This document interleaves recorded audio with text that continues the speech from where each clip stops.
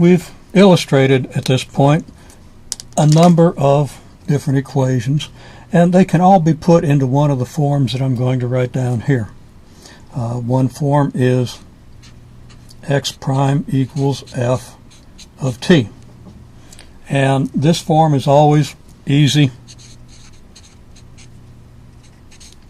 if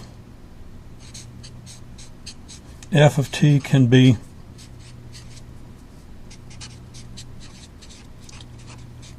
integrated. Okay, we just integrate both sides of the equation and we get a solution. Another form is x prime equals f of x. And I don't think we've actually looked at one of these, but this is easy if the function 1 over f of x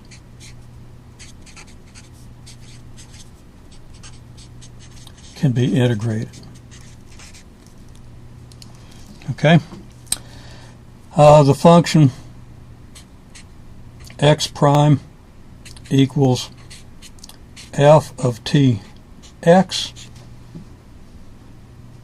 Now this is, in some cases,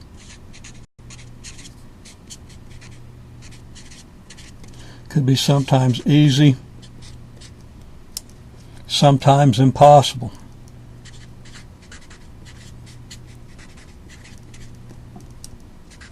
So we'll just say sometimes not. We're going to spend a lot of time in the chapter 2 of your text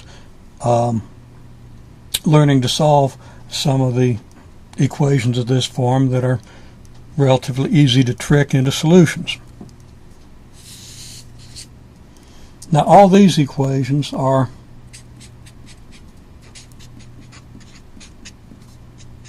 what we call first order equations.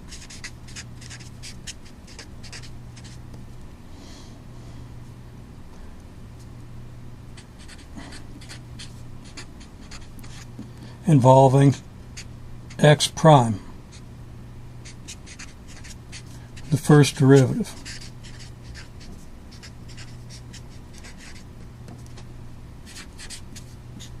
Of x. We've also seen a number of equations that involve second derivative of x. I think we just went out of focus. There we are. Okay. These equations often arise in conjunction with Newton's second law, which relates the second derivative of your position function to the force function acting on a mass. So these things arise all the time. They're extremely important. One possible form is x double prime equals f of t. Now that's easy to solve if you can integrate f of t twice. We can integrate x double prime once to get x prime, integrate it again to get x. If we can integrate this side twice,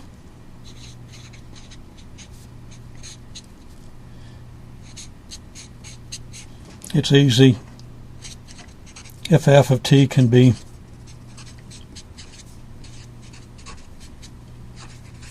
integrated, and I think we're out of focus again. Okay. Twice.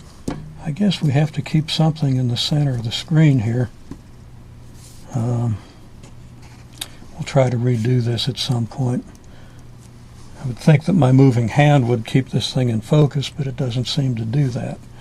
Okay? Now,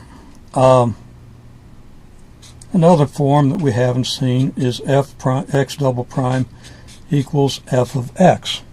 And we've seen examples of this. I don't think we've seen examples of this. It's easy if 1 over f of t can be integrated twice. Now the form x double prime equals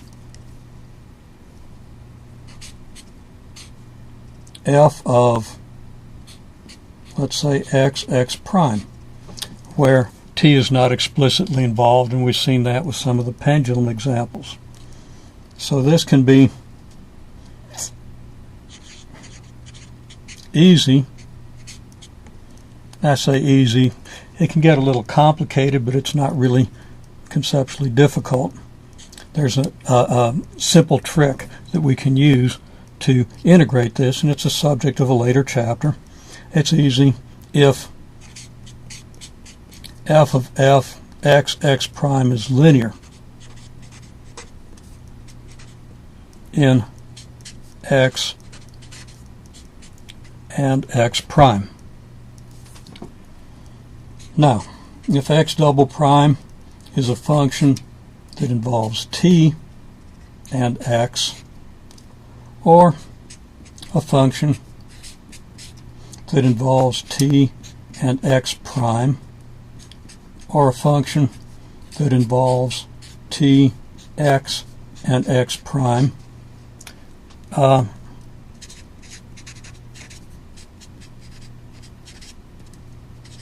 sometimes we can trick it and get a solution.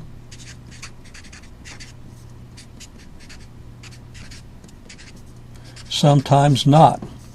And of course, we'll concentrate in this course on the cases where you can trick equations of this form, of these forms into solutions.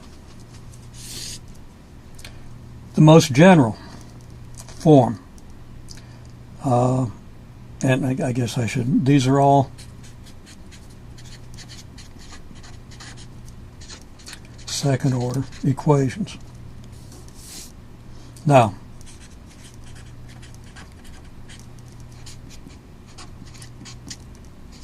general first order,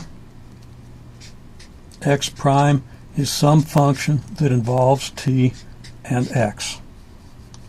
General second order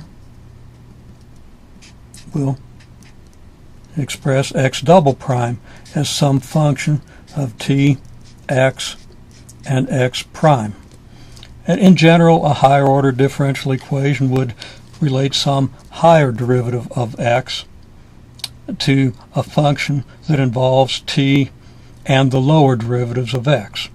Notice that each of these, x prime is a function of t and x, x double prime a function of t and the lower derivatives, the first derivative and the function x itself.